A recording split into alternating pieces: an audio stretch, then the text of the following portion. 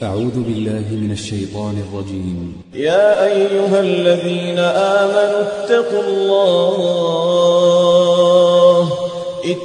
الله وذروا ما بقي من الربا إن كنتم مؤمنين، فإن لم تفعلوا فأذنوا بحرب من الله ورسوله فإن لم تفعلوا فأذنوا بحرب من الله ورسوله فإن لم تفعلوا فأذنوا بحرب من الله ورسوله وإن تبتم فلكم رؤوس أموالكم لا تظلمون ولا تظلمون، وإن كان ذو عسرة فنظرة إلى ميسرة، وأن تصدقوا خير لكم إن كنتم تعلمون.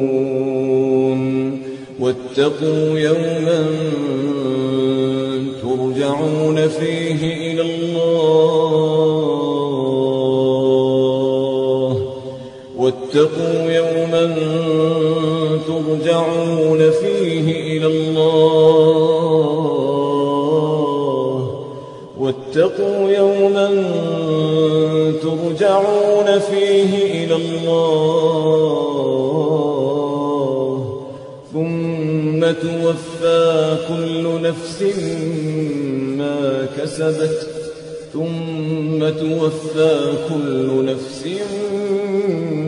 كسبت وهم لا يظلمون. واتقوا يوما ترجعون فيه إلى الله ثم توفى كل نفس ما